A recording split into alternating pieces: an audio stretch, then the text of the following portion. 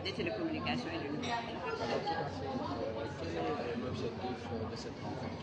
L'objectif de cette rencontre est de lancer un nouveau projet qui s'appelle Leadership des femmes dans le secteur des TIC. Et ce leadership-là passe par déjà la réduction de la fracture numérique de genre.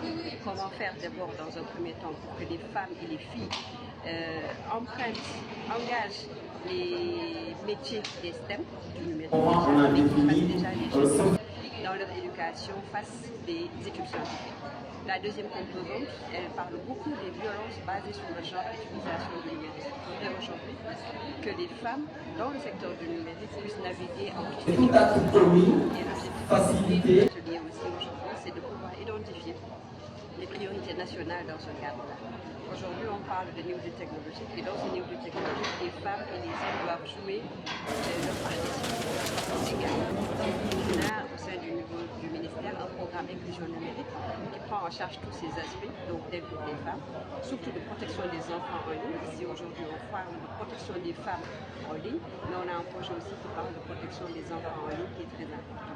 L'inclusion de toutes les femmes, l'autonomisation par l'utilisation du numérique, c'est des choses qui sont importantes et c'est l'objectif de cette rencontre aujourd'hui avec le ministère de la Famille qui a un pas important sur la gestion des femmes, le ministère du numérique qui a un volet important qui est l'utilisation du numérique pour tous et donc conjointement dans l'État du Sénégal, le ministère de la Femme, de la Famille et le ministère du numérique ont travaillé conjointement dans ce projet-là pour les femmes dans le secteur du numérique et de leadership. Vous venez d'évoquer un point très important, la violence faite aux femmes. Alors, numérique, quels sont les dispositifs que vous allez mettre en œuvre pour faire ce fléau? Il y a déjà des dispositifs réglementaires qui sont déjà mis en place, notamment avec la loi sur la cybercriminalité, avec aussi nos collègues du ministère de l'Intérieur qui ont aussi une division de la cybercriminalité pour gérer ça et qui est punie. Donc les violences, quelles qu'elles soient, où est-ce qu'elles sont faites, sont déjà punies. Donc il y a déjà une réponse réglementaire à ce sujet. L'autre point qui est le plus important, c'est la gestion des données personnelles. Ça également, il y a déjà une loi qui encadre la gestion des données personnelles. Le point important sur lequel nous devons travailler le plus, c'est sur la sensibilisation. Parce que il ne sert à rien de régler le problème quand il s'agit déjà qu'il est là. Il faudrait sensibiliser les hommes, sensibiliser les femmes sur l'utilisation responsable du numérique. C'est des choses qui sont importantes. Parce que les femmes aujourd'hui utilisent le numérique pour travailler. Et c'est un outil de travail pour eux, un outil d'inclusion.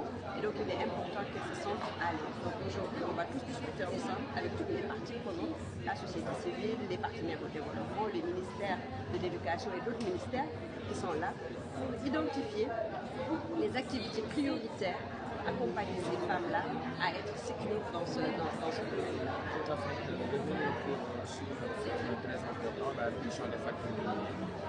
Elle est importante, la réduction des factures numériques, parce qu'on peut la décomposer en plusieurs sous-actions. Parce qu'en premier lieu, on parle l'accès des femmes.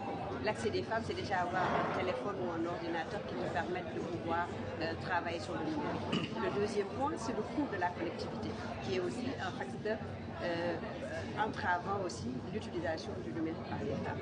L'autre également, c'est le langue, les langues. Les femmes n'ont pas parlent pas la langue française, donc il faudrait aussi dans cette diversité de factures numériques qu'on parle également dans les langues qu'ils comprennent. Ici ajoutent les charges sociales au Sénégal, les femmes avec leur rôle et leur pouvoir. Heureusement que le numérique est là aujourd'hui pour leur permettre, à partir de leur maison, à travers juste le numérique, de pouvoir travailler.